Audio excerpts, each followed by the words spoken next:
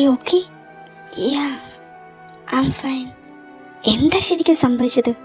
നീ പൂളിൻ്റെ അടുത്തേക്കൊന്നും സാധാരണ പോകാറില്ലല്ലോ. അത് എൻ്റെ ഒരു സാധനം കയ്യിൽ നിന്ന് വീണ് ഉരുണ്ട് പൂളിൻ്റെ അടുത്തേക്ക് പോയി. അതെടുക്കാൻ വേണ്ടി പോയപ്പോൾ സ്ലിപ്പായി വീണതാ.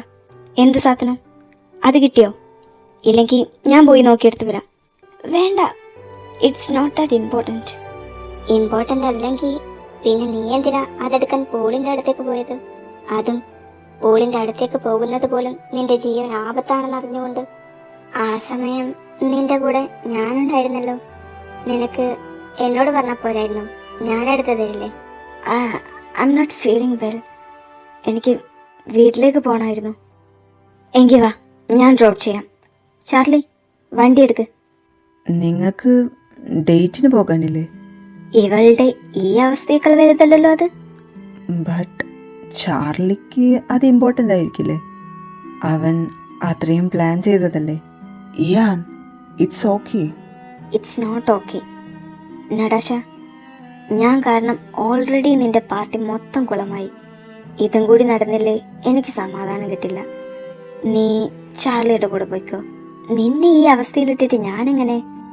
നിങ്ങളെ രണ്ടുപേരെയും വീട്ടിൽ ഡ്രോപ്പ് ചെയ്തിട്ട് ഞങ്ങൾ പോയിക്കോളാം. വേണ്ട, അപ്പോഴേക്ക് കൂടുതൽ ലേറ്റ് ആകില്ലേ?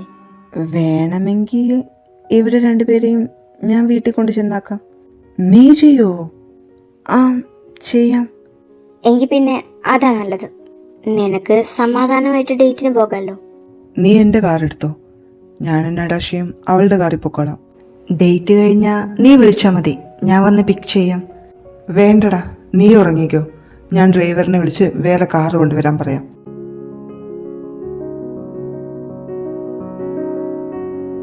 നിങ്ങൾ രണ്ടുപേരും വീടെത്തിയാൽ ടെക്സ്റ്റ് ചെയ്യണം.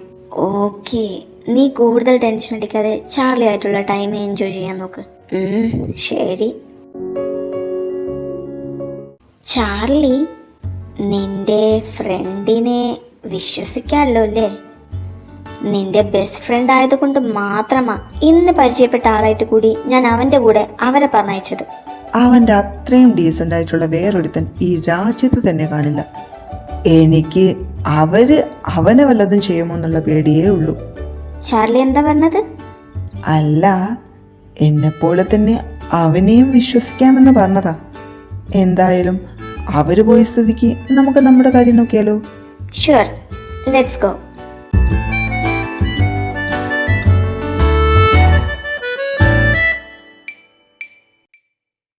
ആര്യ, നീ വരണ്ട. പൂൾ പാർട്ടിക്ക് ഞാൻ നിൽക്കില്ലെന്നറിയുന്നത് കൊണ്ട് ഇപ്പൊ ഞാൻ വീട്ടിലേക്ക് ചെന്നാൽ കുഴപ്പം കാണില്ല. പക്ഷേ നീ എൻ്റെ കൂടെ വന്നാൽ എന്തെങ്കിലും ചോദിക്കാൻ സാധ്യതയുണ്ട്. തൽക്കാലം അമ്മയും അപ്പയും നടന്നതൊന്നും അറിയണ്ട. എനിക്ക് കുഴപ്പമൊന്നുമില്ലല്ലോ. വെറുതെ ഇത് പറഞ്ഞ് അവരെ ടെൻഷനാക്കണ്ട. നീ നടാഷിയോട് കൂടെ പറഞ്ഞേക്ക്. ഓക്കെ, അപ്പോൾ ശരി, ബൈ. Ian, thank you. ഇനി നമുക്ക് പോകാമല്ലോ അല്ലേ?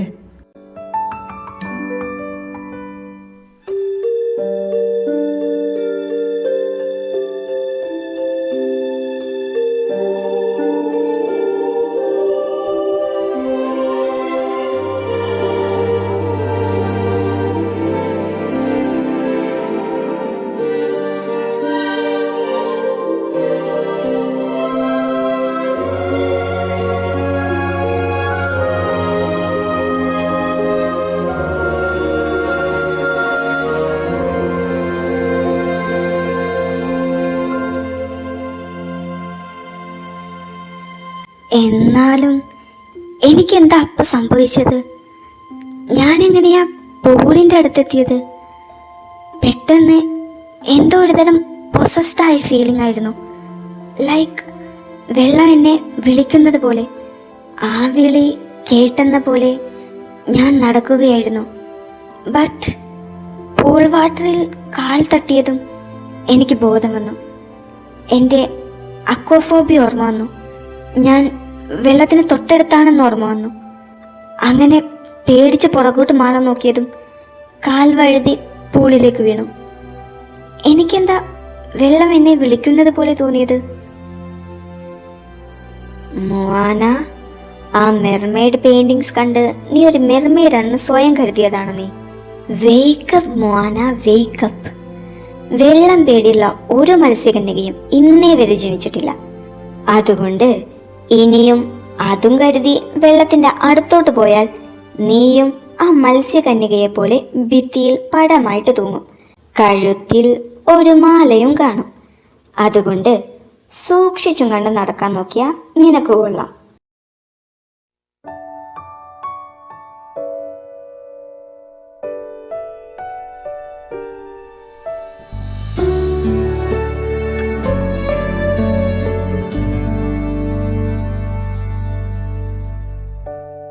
മുവാന, നല്ല പേര്. അവളെ തേടി കണ്ടുപിടിക്കേണ്ടി വരുമെന്നാണ് വിചാരിച്ചത്. പക്ഷേ ഇത്ര പെട്ടെന്ന് അവൾ തന്നെ എൻ്റെ മുന്നിൽ വരുമെന്ന് ഞാൻ വിചാരിച്ചില്ല. അവൾക്കിപ്പോൾ കുഴപ്പമൊന്നും കാണില്ലായിരിക്കുമല്ലേ?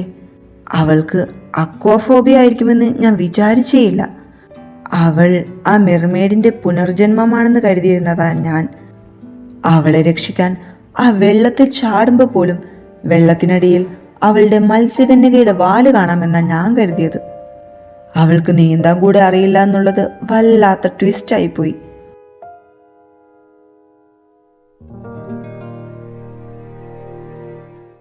ഇയാൻ, വന്ന് കിടന്നേ. നല്ല കുട്ടിയായിട്ട് ഉറങ്ങാൻ നോക്ക്.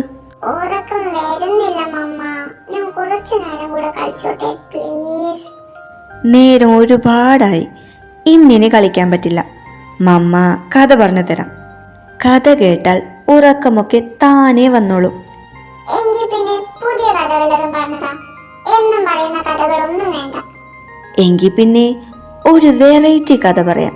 വർഷങ്ങൾക്ക് മുമ്പ് അലക്സാണ്ട്രിയ രാജ്യത്തെ രാജകുമാരന് ഒരു മത്സ്യകന്യകയുമായി പ്രണയത്തിലായി. വൗ, മത്സ്യകന്യകയോ? എന്നിട്ട് അവര് കല്യാണം കഴിച്ചോ അമ്മ? ഒരുപാട് കാലം സന്തോഷത്തോടെ ജീവിച്ചോ? നല്ല കുട്ടിയായിട്ട് കിടന്നേ, എങ്കിലേ ബാക്കി കഥ പറഞ്ഞു തരൂ. എൻസോ എന്നായിരുന്നു ആ രാജകുമാരന്റെ പേര്. മഹാകുസൃതിയായിരുന്നു എൻസോയ്ക്ക്. രാജാവും രാജ്ഞിയും പറയുന്നതൊന്നും ഈ എൻസോ കേൾക്കില്ലായിരുന്നു. അങ്ങനെ അവരറിയാതെ കടൽ കാണാൻ പോയപ്പോഴാണ് എൻസോ ആ മത്സ്യകന്യകയെ കാണുന്നത്. പകുതി സുന്ദരിയായ മനുഷ്യരൂപവും താഴോട്ട് മീനിന്റെ വാലുമുള്ള ആ രൂപം കണ്ട് എൻസോ പേടിച്ചുപോയി. അവളൊരു ഭീകര ജീവിയാണെന്നായിരുന്നു അവന്റെ വിചാരം. പേടിയുണ്ടെങ്കിൽ കൂടി അവളെ കാണാൻ എന്നും കടൽ തീരത്തേക്ക് പോയ എൻസോ പയ്യെ അവളുമായി ചങ്ങാത്തത്തിലായി. അതിൽ പിന്നെ അവൻ രാജാവും രാജ്ഞിയും പറയുന്നതെല്ലാം അനുസരിക്കാൻ തുടങ്ങി. നല്ല കുട്ടിയായിട്ട് ജീവിക്കാൻ തുടങ്ങി. എൻസോയിലെ മാറ്റം ശ്രദ്ധിച്ച രാജാവ് അവനെന്നും ഒരിടത്തേക്ക് പോകുന്നതും ശ്രദ്ധിക്കാൻ തുടങ്ങി. ഒരിക്കൽ അവനറിയാതെ അവന്റെ കൂടെ പോയ രാജാവ് ആ മത്സ്യകന്യകയെ കാണാനിടയായി. അവര് തമ്മിൽ ഇഷ്ടത്തിലാണെന്നും രാജാവിന് മനസ്സിലായി. തന്റെ മകൻ വികൃതിയൊക്കെ നിർത്തി നന്നാകാൻ കാരണം ആ മത്സ്യകന്യകയാണെന്നറിഞ്ഞ രാജാവ് രാജ്യമൊട്ടാകെ അറിയിച്ച് ഗംഭീരമായി അവരുടെ വിവാഹം നടത്തിക്കൊടുക്കുന്നു. അങ്ങനെ എൻസോയും അവന്റെ പ്രണയിനിയായ മത്സ്യകന്യകയും ഒരുപാട് കാലം സന്തോഷത്തോടെ ഒരുമിച്ച് ജീവിച്ചു. എൻ്റെ മോനും വളർന്നു വലുതായ അവൻ്റെ മത്സ്യകന്യകയെ കണ്ടുമുട്ടി അവളെ വിവാഹം കഴിച്ച് ഒരുപാട് കാലം സന്തോഷത്തോടെ ജീവിക്കട്ടെ.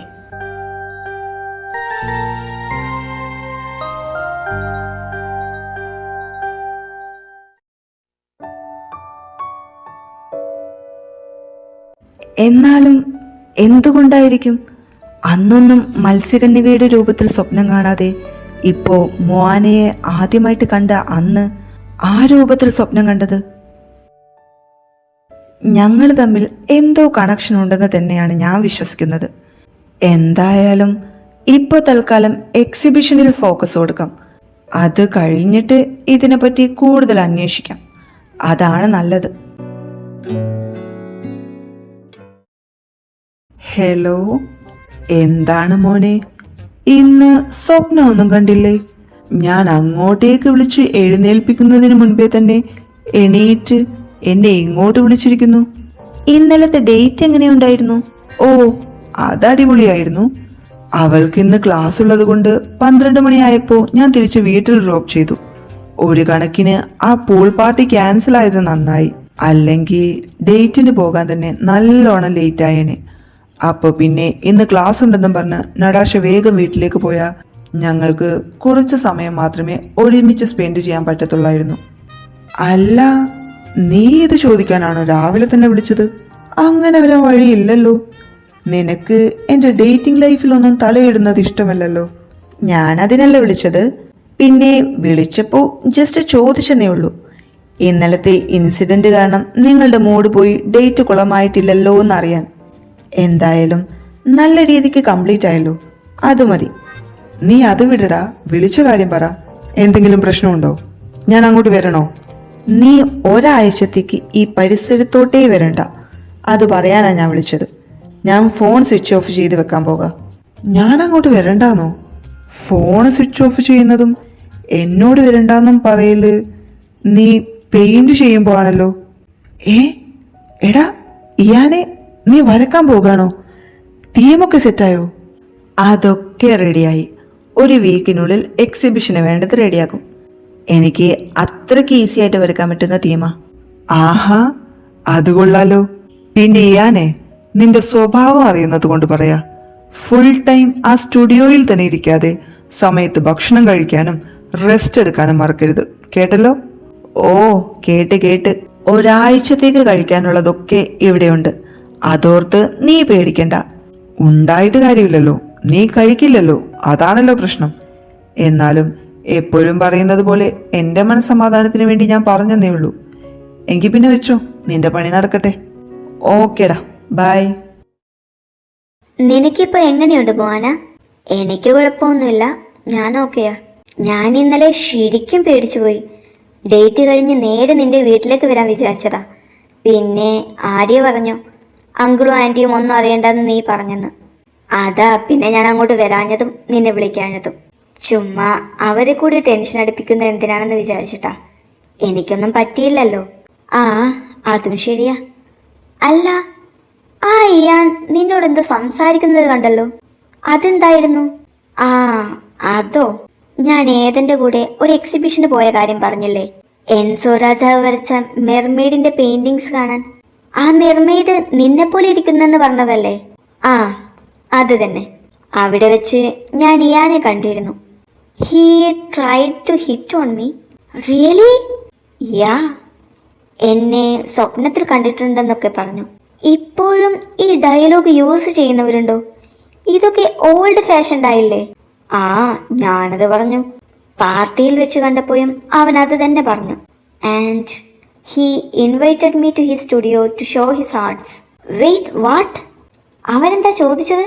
അവൻ ചോദിച്ചു, do you want to see my arts എന്ന്. വാ, അവിടെ വരെ ആയോ കാര്യങ്ങൾ? ഈ ഇയാൻ ആള് തീരെ ശരിയല്ല.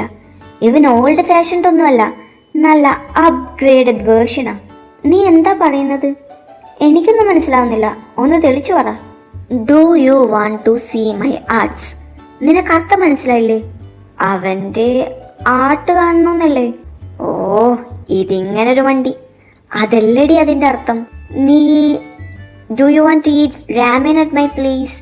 Do you want to see my cat? Do you want to see butterflies? ഒന്നും കേട്ടിട്ടില്ലേ? അതൊക്കെ എന്തുവാ? ആ, ഇതാ ഞാൻ എൻ്റെ കൂടെ ഡ്രാമ കാണാൻ വിളിച്ചപ്പോൾ വന്നില്ലല്ലോ. അതൊക്കെ കണ്ടിരുന്നെങ്കിൽ ഇതിൻ്റെ അർത്ഥം മനസ്സിലാക്കാമായിരുന്നു. നീ നീട്ടി വലിക്കാതെ അർത്ഥം എന്താണെന്ന് പറഞ്ഞതാ. ഇതിനൊക്കെ ഒറ്റ മീനിങ് ഉള്ളൂ. Do you want to have sex with me? What? Do you want to see my arts എന്നത് do you want to see my ക്യാറ്റിൻ്റെ അപ്ഗ്രേഡഡ് വേർഷൻ ആണെന്ന് തോന്നുന്നു. ഈ ഇയാൻ ആളൊരു പ്ലെയർ തന്നെയാ. അല്ലാതെ ആദ്യമായിട്ട് കാണുന്ന ഒരാളോട് ഇങ്ങനെയൊക്കെ ചോദിക്കുമോ? അതിന് ഇങ്ങനെ ഒരു ഹിഡൻ മീനിങ് ഉണ്ടായിരുന്നെന്ന് ഞാൻ ഇപ്പോഴാണ് അറിയുന്നത്. മോന, നീ നടാശ പറയുന്നതൊന്നും വിശ്വസിക്കണ്ട. ഇയാൻ അങ്ങനെ ഒരാളാണെന്ന് എനിക്ക് തോന്നുന്നില്ല. ഇതുവരെ കാണാത്ത ഒരാളെ സ്വപ്നത്തിൽ കാണുന്നത് റെയർ അല്ല. അങ്ങനെ പലർക്കും സംഭവിച്ചിട്ടുണ്ട്. പിന്നെ ചാർലി തന്നെ പറഞ്ഞല്ലോ ഇയാൻ ഒരു ആർട്ടിസ്റ്റ് ആണെന്ന്. അപ്പോ അവന്റെ വർക്ക് കാണാൻ ഇൻവൈറ്റ് ചെയ്തതിൽ തെറ്റൊന്നും പറയാനില്ല. മാത്രമല്ല, നിന്നെ ഡ്രോപ്പ് ചെയ്ത ശേഷം എന്നെ വീട്ടിലേക്ക് കൊണ്ടുപോകുമ്പോൾ അവന്റെ എക്സിബിഷന് വരാൻ എന്നെയും ഇൻവൈറ്റ് ചെയ്തിട്ടുണ്ട്. 1 or 2 വീക്സ് കഴിഞ്ഞാൽ ഉണ്ടാകുമെന്നും ഡേറ്റ് ഫിക്സ് ആയാൽ എക്സിബിഷന് കയറാനുള്ള ടിക്കറ്റ് തരാമെന്നും പറഞ്ഞിട്ടുണ്ട്. ആണോ? അതേന്നെ. അവനെ എനിക്ക് നടാശ പറഞ്ഞ ഒരാളായിട്ട് തോന്നിയിട്ടില്ല. വാവ്, ആര്യ ഒരു ചെറുക്കനെ ഡിഫെൻഡ് ചെയ്യുന്നു. ഇതാദ്യമായിട്ടാണല്ലോ. Is he your type? കണ്ടോ, ഇവൾക്ക് ഇങ്ങനെ ഒരു ചിന്ത മാത്രമേ ഉള്ളൂ. I am not interested in Ian. ശരിക്കും അറിയാതെ ഒരാളെ പറ്റി മോശമായിട്ട് പറയുന്നത് തെറ്റാണെന്ന് തോന്നി ഡിഫെൻഡ് ചെയ്തെന്നേ ഉള്ളൂ. ആര്യ പറയുന്നത് വെച്ച് നോക്കുമ്പോൾ അതും ശരിയാണെന്ന് തോന്നുന്നു. നീ ആ പൂളി കിടന്ന് കൈകാലിട്ടടിച്ചപ്പോൾ രക്ഷിക്കാൻ അവനേ ഉണ്ടായിരുന്നുള്ളൂ. പേടികൊണ്ട് എനിക്കെന്ത് ചെയ്യണമെന്നറിയില്ലായിരുന്നു. അതുപോലെ തന്നെ ഇവളോ ചാർലിയോ പോലും ചാടിയില്ല. ആദ്യമായിട്ട് കണ്ട അവൻ തന്നെ ചാടാനുണ്ടായിരുന്നുള്ളൂ. ഞാനും നിന്നെ പോലെ പെട്ടെന്ന് പേടിച്ചു പോയി. ചാർലിക്ക് പിന്നെ നീന്താൻ അറിയില്ല എന്ന് പറഞ്ഞത് കേട്ടില്ലേ? എന്നിട്ട് ഇവള് പൂളിൽ വീണത് കേട്ടപ്പോ അവൻ പറഞ്ഞതെന്താ? അരയ്ക്കൊപ്പം വെള്ളമല്ലേ ഉള്ളൂ, പേടിക്കുന്നത് എന്തിനാണെന്നല്ലേ? അരയ്ക്കൊപ്പം മാത്രം വെള്ളമുള്ളല്ലോ, അവനിറങ്ങി രക്ഷിക്കാമായിരുന്നല്ലോ. എന്തുകൊണ്ട് ചാടിയില്ല? നീ എന്തിനാ ചാർലിയെ കുറ്റപ്പെടുത്തുന്നത്? ഞാൻ ആരെയും കുറ്റപ്പെടുത്തുന്നില്ല. അതുപോലെ ചെയ്ത സഹായം മറക്കൊന്നുമില്ല. നിന്റെയും ചാർലിയുടെയും ഡേറ്റ് നടന്നില്ലെങ്കിൽ അത് ചാർലിക്കും നിന്റെ ബർത്ത്ഡേ ഡിസാസ്റ്റർ ആയി പോയെന്ന് ആലോചിച്ച് നിനക്കും ഇതിനൊക്കെ കാരണം ഞാനാണെന്ന് കരുതി ഇവൾക്കും വിഷമം ഉണ്ടാകുമെന്ന് മനസ്സിലായപ്പോൾ നിങ്ങൾക്ക് സമാധാനമായിട്ട് ഡേറ്റിന് പോകാൻ ഞങ്ങളെ ഡ്രോപ്പ് ചെയ്യാൻ മുന്നോട്ട് വന്നയാളായി ഇയാൻ. ഇത്രയും നല്ല കാര്യങ്ങൾ കണ്ണിന് മുമ്പിൽ നടന്നിട്ട് അവൻ പറഞ്ഞതിന്ന് മാത്രം ഡബിൾ മീനിങ് കണ്ടുപിടിക്കുന്നത് ശരിയല്ല എന്നാ ഞാൻ പറഞ്ഞത്. ആര്യ പറയുന്നതിലും കാര്യമുണ്ട്. മിസ്ബിഹേവ് ഒന്നും ചെയ്തിട്ടില്ലല്ലോ.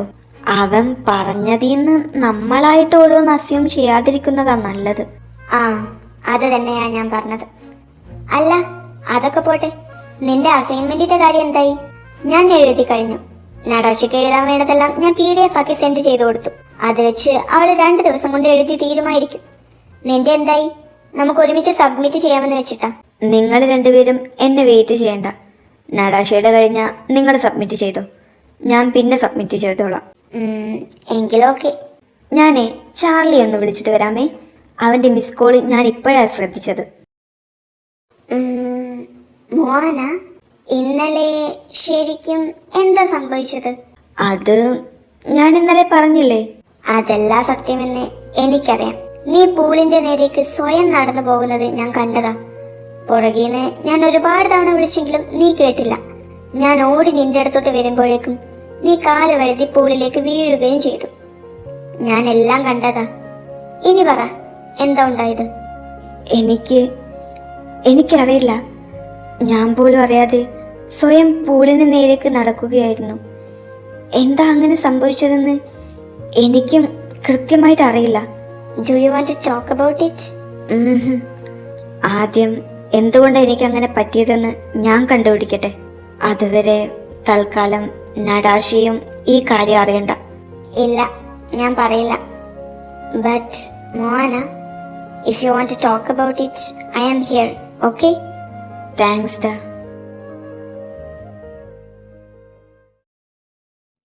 മാൻ, 1 വീക്ക് കൊണ്ട് 30 ഡ്രോയിങ്സോ? It's crazy. നീ കഴിക്കുകയോ ഉറങ്ങുകയോ ഒന്നും ചെയ്തില്ലേ? ഇങ്ങനെയാണ് അവസ്ഥയെങ്കിൽ എക്സിബിഷൻ നടക്കുന്ന സമയത്ത് നീ ഹോസ്പിറ്റലൈസ്ഡ് ആകും. ഇല്ലടാ, ഞാൻ റെസ്റ്റ് എടുത്ത് ഇഷ്ടപ്പെട്ട ഫുഡൊക്കെ ഉണ്ടാക്കി കഴിച്ച് സമയമെടുത്താ വരച്ചത്. No way. 1 week 30 drawings. It's unbelievable. ഞാൻ വരച്ചതൊക്കെ നീ കണ്ടതല്ലേടാ. ഞാൻ വരച്ചു തുടങ്ങിയതേ അവിടെയല്ലേ. എത്ര വർഷമായിട്ട് വരയ്ക്കുന്നു. കണ്ണടച്ചു പിടിച്ചു പോലും ഞാൻ പെട്ടെന്ന് അവളുടെ പടം വരയ്ക്കും. അത്രയും മനപ്പാടമാണ് എനിക്ക് അവളുടെ ഫീച്ചേഴ്സൊക്കെ. പിന്നെയും ഈ മെർമെയ്ഡിൻ്റെ ടെയിൽ വരക്കാൻ ബുദ്ധിമുട്ടുമെന്നാണ് ഞാൻ കരുതിയത്. പക്ഷേ അങ്ങനെയൊന്നും ഉണ്ടായില്ല. ആദ്യമായിട്ട് വരയ്ക്കുന്നതാണെങ്കിൽ കൂടി ഭയങ്കര സ്മൂത്തായിട്ട് ഈസി ആയിട്ട് വരച്ചു തീർന്നു. അതുകൊണ്ട് ബാക്കി പടം വരെയൊക്കെ പെട്ടെന്ന് തന്നെ തീർന്നു. എന്തായാലും അടിപൊളിയായിട്ടുണ്ട്. ആ ടെയിലൊക്കെ അത്രയും റിയലിസ്റ്റിക് ആയിട്ടുണ്ട്. നിനക്ക് വരയ്ക്കാൻ ഇഷ്ടമുള്ള തീമായതുകൊണ്ടാണെന്ന് തോന്നുന്നു. നിന്റെ ഇഷ്ടം മുഴുവൻ ഈ ചിത്രങ്ങളിലും കാണാം. എനിക്കെല്ലാം ഭയങ്കരമായിട്ട് ഇഷ്ടപ്പെട്ടു. എക്സിബിഷന്റെ ടൈറ്റിൽ വല്ലതും മനസ്സിലുണ്ടോ? മ്യൂസ്. പുറമേ കാണുന്നവർക്ക് ഇത് എൻസോ രാജാവിൻ്റെ മ്യൂസ് ആയിരിക്കും. But it's actually about my muse. അത് നമുക്ക് മാത്രമേ അറിയൂ. വാ, അത് കൊള്ളാം. മ്യൂസ്. അതിലും ബെറ്റർ ആയിട്ടൊരു പേര് ഈ എക്സിബിഷൻ ഇടാനില്ല. ഞാൻ എന്തായാലും പപ്പയെ വിളിച്ചു പറയട്ടെ നിന്റെ വർക്ക് കംപ്ലീറ്റ് ആയെന്ന്. ആൻഡ് ഗാലറിയിൽ നിന്ന് ആളുകളെ വിടാം പെയിന്റിങ്സ് അങ്ങോട്ടേക്ക് കൊണ്ടുപോകാൻ. ചാർലി, ഒരു ഡേ കൂടെ വെയിറ്റ് ചെയ്യുമോ? അതെന്തിനാടാ? എനിക്ക് മുവാനയോട് ഒന്ന് പെർമിഷൻ ചോദിക്കണം. നമ്മളിത് എൻസോയുടെ മെർമെയ്ഡ് ഗേൾഫ്രണ്ടിനെ വരച്ചതാണെന്ന് പറഞ്ഞാലും ഇപ്പോൾ ആ ഫേസ് ഉള്ളത് അവൾക്കല്ലേ. എൻ്റെ എക്സിബിഷൻ കാരണം അവൾക്ക് ബുദ്ധിമുട്ടുണ്ടാകരുതല്ലോ. Fair enough. ഞാൻ നടാഷിയോട് പറഞ്ഞ് നിനക്കും അവൾക്കും സംസാരിക്കാനുള്ള ഒരു അവസരം ഉണ്ടാക്കിത്തരാം. അതുപോലെ അത് മതി. അല്ലടാ, അവൾ എതിർപ്പൊന്നും പറയില്ലായിരിക്കുമല്ലേ? നിനക്കറിയാലോ, അങ്ങനെ വല്ലതും പറഞ്ഞാ നിനക്ക് വേറെ വരക്കാനുള്ള ടൈം പോലും ഇല്ല. എന്തായാലും അവളുടെ പെർമിഷൻ ഇല്ലാതെ എക്സിബിഷൻ നടത്തില്ല. അത് ഞാൻ ഉറപ്പിച്ചതാ. ഓക്കെ, ഞാൻ എന്തായാലും നടാഷിയെ വിളിച്ചു നോക്കട്ടെ. ഇയാൾ എന്നോട് എന്തായിരിക്കും സംസാരിക്കാനുള്ളത്? No idea. ചാർലി പറഞ്ഞത് അവൻ നിന്നോട് നേരിട്ട് പറയുമെന്നാ. ഇനി ഞാനന്ന് പറഞ്ഞ പോലെ do you want to see my ആർട്ടായിരിക്കോ?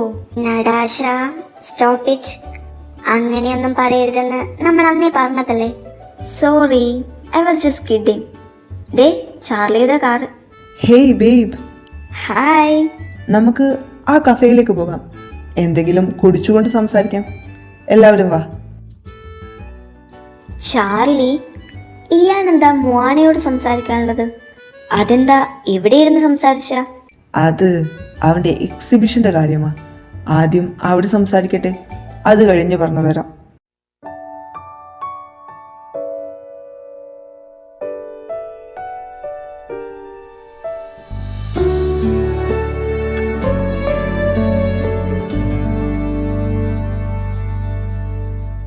മുവാനയ്ക്ക് അന്നത്തെ ഇൻസിഡന്റിന് ശേഷം കുഴപ്പമൊന്നുമില്ലായിരുന്നല്ലോ അല്ലേ?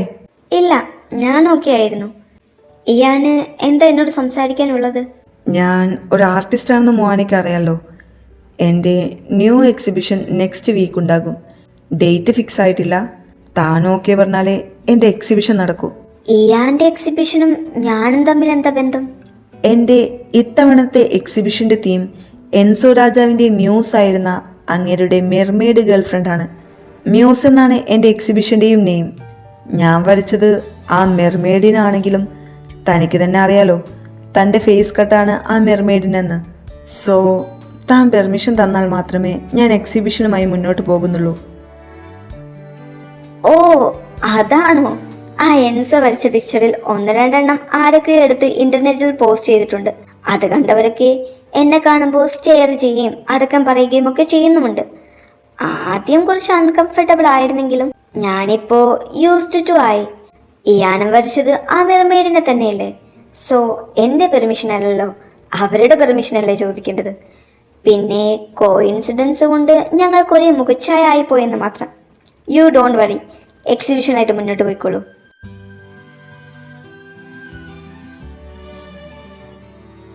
Thank you Moana. അതിനെന്തിനാ എന്നോട് താങ്ക് യു പറയുന്നത്? എന്തായാലും വന്ന് പറയാൻ മനസ്സ് തോന്നിയല്ലോ, അത് തന്നെ വലിയ കാര്യം. ടിക്കറ്റ്സ് റെഡിയായാൽ ഞാൻ മുവാനയ്ക്ക് തരാം. ഫാമിലി ആയിട്ട് വരണം. Oh really? ആ എൻസോ വരച്ച പെയിന്റിങ്സ് എനിക്ക് അവിടെ കാണിക്കാൻ പറ്റാത്ത വിഷമം ഉണ്ടായിരുന്നു. ഇപ്പോ അത് മാറിക്കിട്ടി. എങ്കിൽ പിന്നെ ഞങ്ങൾ ഇറങ്ങട്ടെ. ഇനി ഒട്ടും സമയമില്ല. എക്സിബിഷന് കുറേ കാര്യങ്ങൾ ചെയ്തു തീർക്കാനുണ്ട്. ബേബി, ഞാൻ ഇനി കുറച്ച് ബിസിയാകും കേട്ടോ. സാരമില്ല, take care of yourself. Free ആകുമ്പോൾ വിളിക്ക്. ആര്യ, ടിക്കറ്റ്സ് ഞാൻ റെഡിയായാൽ തരാം. ഉറപ്പായിട്ടും വരണം. Yeah sure. Bye Ian. See you. I think Ian is a gentleman. നമ്മൾ വെറുതെ അവനെ തെറ്റിദ്ധരിച്ചു. ഞാൻ അപ്പയെ പറഞ്ഞില്ലേ, അവൻ ആ മത്സ്യകന്യകയെയാ വരച്ചത്.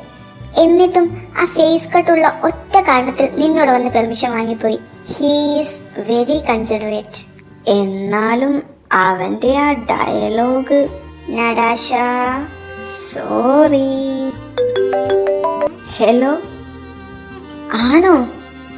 Thank you Ethan, thank you so much. എന്താടി ഭയങ്കര ഹാപ്പി ആണല്ലോ. ഏതനാ വിളിച്ചത്? എൻസോയുടെ ഡീറ്റെയിൽസ് ഒക്കെ കിട്ടിയെന്ന്. അസൈൻമെന്റ് എഴുതാൻ വേണ്ട എല്ലാ ഇൻഫർമേഷനും അവൻ എനിക്ക് സെൻഡ് ചെയ്തിട്ടുണ്ടെന്ന് പറയാനാ വിളിച്ചത്. ഇനിയും 3 days കൂടെ ബാക്കിയുണ്ടല്ലോ. ഇപ്പോഴും കിട്ടിയത് ഭാഗ്യം. എങ്കിൽ പിന്നെ ഞാൻ വേഗം വീട്ടിലോട്ട് പോട്ടെ. പറ്റുന്നത്ര നേരത്തെ എഴുതി തുടങ്ങിയ നേരത്തെ തീർക്കാലോ. Bye guys. ഫൈനലി ഡെഡ് ലൈനിനെങ്കിലും സബ്മിറ്റ് ചെയ്യാൻ പറ്റി. പ്രൊഫസർ എന്ത് പറഞ്ഞു? ലേറ്റ് ആയതിന് ദേഷ്യപ്പെട്ടോ? ദേഷ്യത്തിലാണ് പ്രൊജക്റ്റ് വാങ്ങിയത്. എൻസോയെ കുറിച്ചാണ് എഴുതിയതെന്നറിഞ്ഞതും സാറിന്റെ മൂഡ് മൊത്തത്തിൽ ചേഞ്ചായി. ഡിഫറെൻ്റ് ആയിട്ട് എടുത്തതിൽ ഹാപ്പി ആയിരുന്നു. എവിടുന്ന ഇൻഫർമേഷൻ കളക്ട് ചെയ്തതെന്നുള്ള ഡീറ്റെയിൽസ് മൊത്തം ചോദിച്ചറിഞ്ഞാ വിട്ടത്. അപ്പോ നിനക്ക് ഫുൾ മാർക്സ് ഷുവറായി. പ്രൊജക്ട് സബ്മിറ്റ് ചെയ്ത സ്ഥിതിക്ക് ഇനി എൻസോയെ കുറിച്ച് ഞങ്ങളോട് കൂടെ പറഞ്ഞതാ. I am very curious. ആ മെർമെയ്ഡ് കാമുകിയെ പറ്റി അസൈൻമെന്റിൽ എഴുതിയിട്ടുണ്ടോ നീ? ഏതന് ഈ ഇൻഫർമേഷൻസ് കിട്ടിയത് ആ കൊട്ടാരം നിന്നിരുന്ന സ്ഥലത്ത് നിന്ന് കിട്ടിയ ഒരു ബുക്കിൽ നിന്നാണ്. അലക്സാണ്ട്രിയ രാജ്യത്തിന്റെ ചരിത്രമടങ്ങുന്ന ബുക്കായിരുന്നു അത്. വില്യം മഹാരാജാവ് അലക്സാണ്ട്രിയ രാജ്യം കെട്ടിപ്പടുക്കുന്നതിനെ പറ്റിയും പിന്നീട് തനിക്ക് ജനിച്ച മകന് രാജ്യത്തിന്റെ പേര് നൽകിയതും ആ മകൻ വളർന്നു വലുതായി വില്യം രാജാവിന്റെ മരണശേഷം ആ രാജ്യത്തെ നയിച്ച അലക്സാണ്ടർ മഹാരാജാവായതും തുടങ്ങി എല്ലാം ആ ബുക്കിലുണ്ട്. അച്ഛനെയും മുത്തച്ഛനെയും ഒക്കെ ആർക്ക് വേണം? നീ നമ്മുടെ ഹീറോയെ പറ്റി പറ. അങ്ങയുടെ മെർമെയ്ഡ് ലവ് സ്റ്റോറിയും. അലക്സാണ്ട്രിയയുടെ ചരിത്ര പുസ്തകത്തിൽ അങ്ങനെ ഒരു മത്സ്യകന്യകയേ ഇല്ല. ഇല്ലേ? അതെങ്ങനെ ശരിയാകും? നടാശ, കുറച്ച് സമയം ആ വാ ഒന്ന് അടച്ചു വെക്ക്. അവളതൊന്ന് പറഞ്ഞോട്ടെ. നീ ഡീറ്റെയിൽഡ് ആയിട്ട് പറ മോന. അലക്സാണ്ടർ മഹാരാജാവിൻ്റെയും വിക്ടോറിയ രാജ്ഞിയുടെയും മകനാണ് എൻസോ. മഹാബുദ്ധിശാലിയും സകല കലകളിലും ആയോധന മുറയിലുമൊക്കെ അഗ്രഗണ്യനുമായിരുന്നു എൻസോ. രാജാവിൻ്റെയും പ്രജകളുടെയും ഒക്കെ കണ്ണിലുണ്ണി. വാർദ്ധക്യ രോഗങ്ങൾ അലട്ടാൻ തുടങ്ങിയതും അലക്സാണ്ടർ മഹാരാജാവ് രാജഭരണം മകൻ എൻസോ രാജകുമാരനെ ഏൽപ്പിച്ചു. തൻ്റെ 25-ാം വയസ്സിൽ ഭരണമേറ്റെടുത്ത എൻസോ രാജ്യത്തെ ജനങ്ങൾക്ക് വേണ്ടി ഒരുപാട് നല്ല കാര്യങ്ങൾ ചെയ്തു. അതിൽ പ്രധാനമായിട്ടുള്ളത് പാവങ്ങളിൽ നിന്ന് പിടിച്ചു വാങ്ങുന്ന കരം നിർത്തലാക്കിയതാണ്. അങ്ങനെ ജനങ്ങളുടെ ക്ഷേമം മാത്രം മുൻതൂക്കം കൊടുത്ത് ഭരിച്ചു വരികയായിരുന്നു എൻസോ. ഭരണമേറ്റെടുത്ത് ഏതാനും മാസങ്ങൾ കഴിഞ്ഞതും അലക്സാണ്ട്രിയ രാജ്യം കണ്ട ഏറ്റവും വലിയ ആഘോഷം നടന്നു. എൻസോ രാജാവിന്റെ വിവാഹം. ലിസാൻഡ്ര രാജകുമാരിയായിരുന്നു വധു. എന്നാൽ വിവാഹ പിറ്റേന്ന് അയൽ രാജ്യം അലക്സാണ്ട്രിയയെ ആക്രമിച്ചു. ഏറെ നാളുകൾ നീണ്ടുനിന്ന യുദ്ധത്തിന്റെ ഒടുക്കം അലക്സാണ്ട്രിയ വിജയിച്ചെങ്കിലും ഒരുപാട് പേർക്ക് ആ യുദ്ധത്തിൽ ജീവൻ നഷ്ടമായി, എൻസോ രാജാവ് ഉൾപ്പെടെ. ആ യുദ്ധത്തിന് ശേഷം ഒരു പകർച്ചവ്യാധി പിടിപെട്ട് അവശേഷിച്ച ജനങ്ങളും മരണപ്പെട്ടു. അലക്സാണ്ട്രിയ ഭൂപടത്തിൽ നിന്ന് തന്നെ നാമാവശേഷമായി. അപ്പൊ പിന്നെ ആ മെർമെയ്ഡ് പെയിന്റിങ്സ് എവിടെ നിന്ന് വന്നു? ഈ എൻസോ വേറെ കല്യാണം കഴിച്ചതാണെങ്കിൽ പിന്നെ മെർമെയ്ഡ് ലവ് സ്റ്റോറി അതെങ്ങനെ? പെയിന്റിംഗ് ആയിരുന്നു എൻസോയുടെ ഹോബി. ഒന്നുകിൽ എൻസോ എവിടെയെങ്കിലും വെച്ച് ഒരു മെർമെയ്ഡിനെ കണ്ടിരിക്കാം, അല്ലെങ്കിൽ ആ മെർമെയ്ഡ് പെയിന്റിങ്സ് മുഴുവൻ ഔട്ട് ഓഫ് ഹിസ് ഇമാജിനേഷൻ ആയിരിക്കാം. അല്ലാതെ അവിടെ തമ്മിൽ വേറെ കണക്ഷൻ ഉള്ളതായോ അങ്ങനെ ഒരു മെർമെയ്ഡ് ഉണ്ടായിരുന്നതായോ ആ ബുക്കിലില്ല. ഷോ, നല്ലൊരു ലവ് സ്റ്റോറി ആയിരുന്നു. ഞാൻ അതിൻ്റെ കൂടുതൽ ഡീറ്റെയിൽസ് കിട്ടുമെന്നാണ് കരുതിയത്. അത് കിട്ടിയില്ലെന്ന് മാത്രമല്ല, ഉള്ളത് കൂടി പോകുന്ന അവസ്ഥയായല്ലോ. തൽക്കാലം ആ ടോക്ക് വിടാം. ആ, ഞാൻ തരാൻ മറന്നു. ഇത് ഇയാൻ്റെ എക്സിബിഷൻ്റെ എൻട്രി ടിക്കറ്റ്സാ. അവൻ ചാർലിയുടെ കയ്യിൽ തന്നു വിട്ടതാ നിങ്ങൾക്ക് തരാൻ. 4 days എക്സിബിഷനാണ്, ഈ തേഴ്സ്ഡേ ടു സൺഡേ. ഇത്ര പെട്ടെന്നോ? 2 ദിവസം മുമ്പല്ലേ അവർ സെറ്റാക്കാനെന്ന് പറഞ്ഞു പോയത്. അപ്പോഴേക്ക് ടിക്കറ്റ് വരെ അടിച്ചു കഴിഞ്ഞു. നീ എന്താ വിൻസെന്റ് ഗ്രൂപ്പ്സിനെ പറ്റി കരുതിയേ? അവർക്കിതൊക്കെ പുഷ്പം പോലെ നിസ്സാരമാ. നിങ്ങൾ ഈ 4 ദിവസത്തിൽ ഫ്രീ ആയിട്ടുള്ള ഏതെങ്കിലും ഒരു ഡേ ഇഷ്ടമുള്ള ആരെങ്കിലും കൂട്ടിപ്പോയിക്കോ. ഞാനെന്തായാലും ചാർലിയുടെ കൂടെയാണ് പോകുന്നത്. ഓ, ഓക്കെ മാഡം, ഞാൻ അപ്പയെയും അമ്മയെയും കൊണ്ടുപോയിക്കോളാം. ഞാനും എൻ്റെ പാരൻസിനെ കൊണ്ടുപോയിക്കോളാം.